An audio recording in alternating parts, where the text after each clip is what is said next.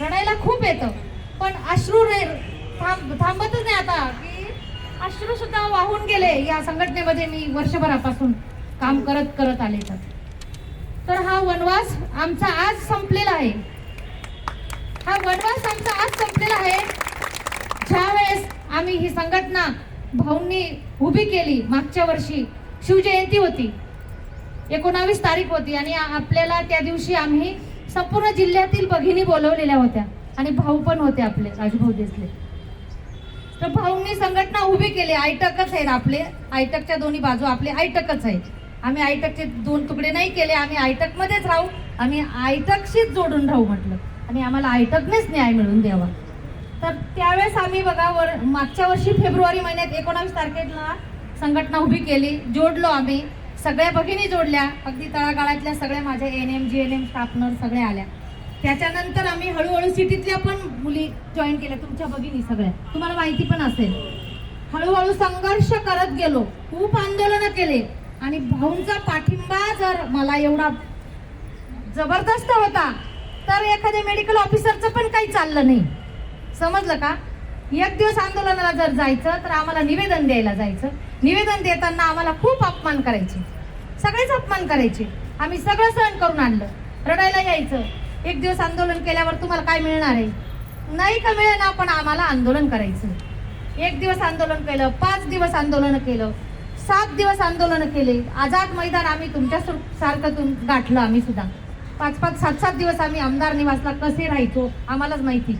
पण तुमची खरंच एक नावाजलेली म्हणजे जगामध्ये तुमचं नाव काढावं अशा ताईंचं की तुम्ही 42 दिवस आंदोलन केलं आणि त्या आझाद मैदानावर तुम्ही एवढं आंदोलन केलं तर अक्षरशः आम्हाला सुद्धा वाईट वाटायचं की हे गेंड्याचं कातड्याचं सरकार आहे, अजून सुद्धा माझ्या भगिनींची किव येत नाही.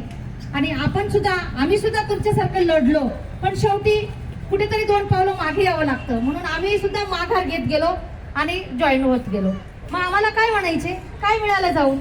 मिळेल म्हटलं 1 दिवस, पण संघर्ष आम्ही सोडला नाही.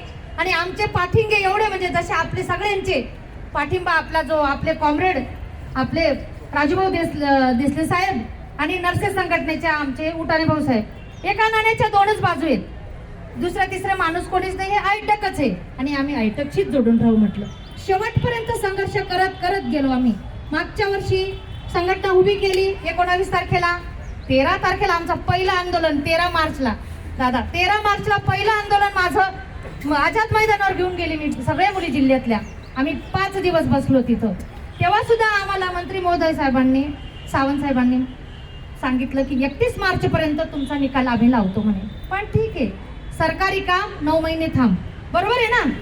ह्या गोष्टीला आपण खरोखर जागृत राहिलं पाहिजे. लगेच काम केल्यावर लगेच दाम भेटतो का? तो माणूस कमीत कमी तो मालक असतो, तो संध्याकाळी देईल. एखादा खूपच गरज आहे बा आईला तर संध्याकाळी देईल किंवा तो पगार झाल्यावर देईल. आपण पण काम करतो, महिनाभरातच पगार मिळतो ना आपल्याला, रोज काही कोणी देत नाही, पण तरी आम्ही दम ठेवला, हरलो नाही भगिनींनो. आणि मी तर हरलीच नाही. माझ्या मागे हे एवढं सेनापती आणि एवढे मोठे खंबीर नेतृत्व होतं म्हणून मी त्या ड्युटीला बी काही बघत नव्हते. आमचे जायभावे सर यांनीच नमवले. कोणी नमवले? जायभावे सर. एकदम फ्रँकली आताच आम्ही ज्यूस पिऊन आलो, तिथेच बसलो होतो म्हणून आम्हाला दिलगिरी व्यक्त करते मी की म्हटलं सर मला मीटिंगला अर्जंट जायचंय. पण तुम्हाला सांगते आम्ही त्यावेळेस 5 दिवस बसलो. 31 मार्च बी निघून गेला. त्याच्यानंतर 17 मेला आम्ही बसलो परत इथं जिल्हा परिषदला. 1 दिवसाच्या आंदोलनाला बसलो की सरकारला जाग द्यायची आपल्याला. 31 मार्च गेला, एप्रिल पण गेला आणि 17 मे आला. 17 मे पर्यंत काहीच नाही आणि 31 मे पण निघून गेला.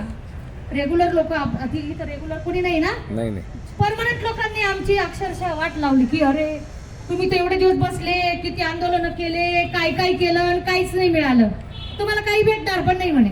म्हटलं मी जरूर आणेल, मी आयटक मध्ये आहे आता. आयटक कधी झुकणार नाही म्हटलं.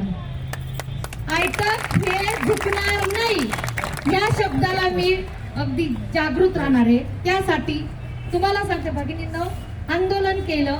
31 मार्चचं ते गेलंच मंत्री महोदयांचं शब्द, पण मग आम्ही 17 तारखेला परत इथं आपल्या DHO ऑफिसला पण केलं आंदोलन. 17 मेला आंदोलन केल्यानंतर परत जुलै महिन्यात आम्ही गेलो. 18, 19, 20 तिथं त्या दिवशी पण आम्ही तिथं 3 दिवस आंदोलन केलं जुलै महिन्यात. जुलैचं पण आंदोलन झालं. August, September, October, November, December येऊन लागला. शेवटी आम्ही आझाद मैदानावर आंदोलनाला बसलो. बरोबर, ऑक्टोबर पासून आपण आंदोलन तुमचं आमचं सारखंच होतं, फक्त तुम्ही 16 तारखेला होत्या आणि आम्ही 25 ऑक्टोबर पासून आंदोलनाला बसलो. आम्ही सुद्धा 37 दिवस, दिवाळी पण आमची त्याच्यातच